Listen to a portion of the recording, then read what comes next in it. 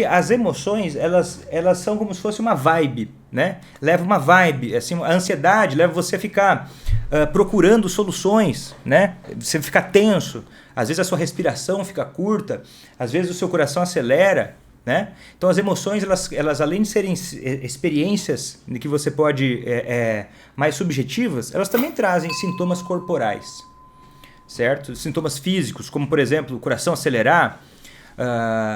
E aí o que acontece?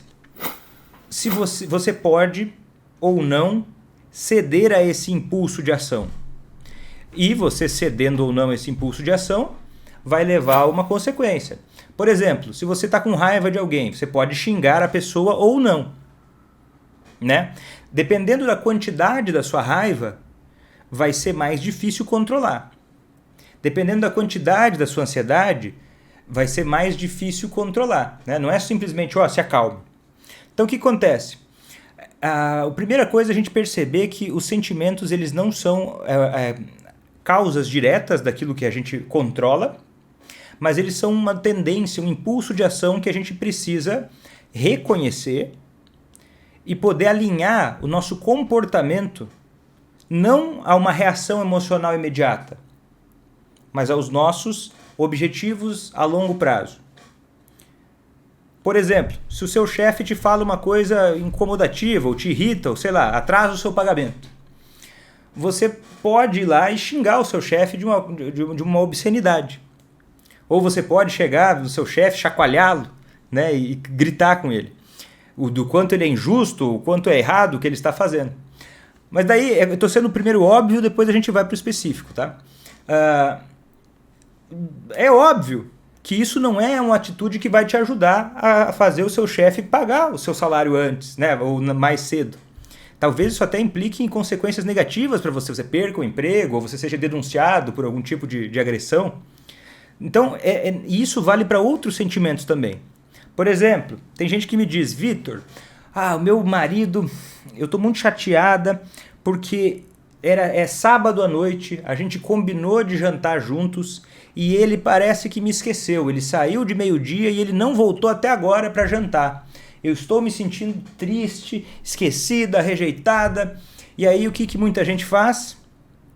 Se recolhe, fica triste, chorando em casa, ou outras vezes fica ligando, reclamando, xingando, outras vezes fica com medo e não dorme à noite. Porque dependendo da emoção que a pessoa sentir, ela vai tender a executar um determinado comportamento. Só que o que faz muitas vezes essa emoção surgir? E por que essa emoção pode ser diferente de uma pessoa para outra, ou até mesmo a mesma emoção? A mesma pessoa pode ter emoções diferentes em cenários iguais.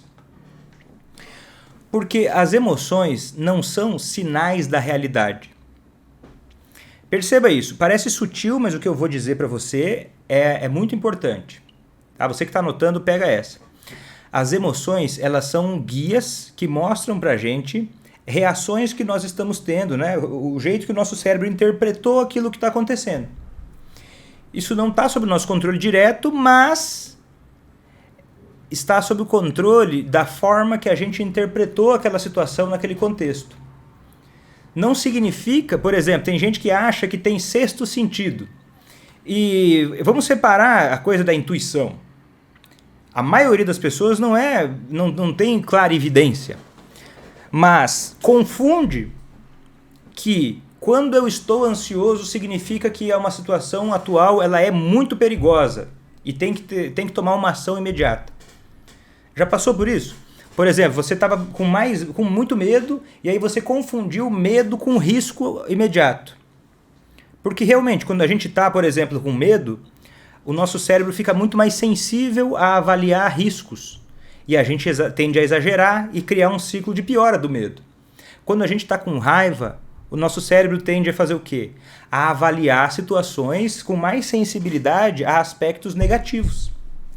Experimenta lembrar um dia que você teve muita raiva de alguém que você ama. Não necessariamente a pessoa que bebe demais, mas experimenta pensar nisso.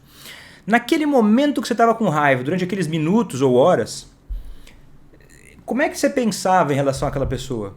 É igual o jeito que você pensa sobre ela depois, quando você está mais calma? Provavelmente não. Por quê? Porque é assim que o cérebro funciona. Quando a gente tem raiva, por exemplo, o medo, ativa uma área do nosso cérebro um pouco mais para baixo, né? Uma área um pouco mais animal, vamos dizer assim, é o nosso lado mais mamífero animal mesmo, que a gente compartilha com outros animais, que é chamada de amígdala, que é uma região do cérebro que está aqui. Não são as amígdalas da garganta, a amígdala é uma região do cérebro que está aqui no meio das orelhas, mais ou menos, e ela ativa quando a gente tem algum sinal percebido de, por exemplo, medo ou raiva. E o que acontece? Quando o cérebro ativa essa região, ele começa a competir com a área que tem mais na frente aqui, que é o córtex pré-frontal, que é responsável pela nossa parte mais humana, vamos dizer assim, de raciocinar, de pensar, de considerar o cenário como um todo, de ter um pouco mais de perspectiva. Então, naquele momento que você está com a emoção muito à flor da pele, essa área, a amígdala, ela meio que diminui a capacidade de você ser racional em relação àquela situação.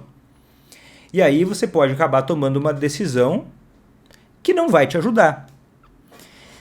E aí você pode colocar o seu plano de fazer quem você ama parar de beber, você pode colocar a perder por você estar se sabotando, por você ser o seu próprio inimigo.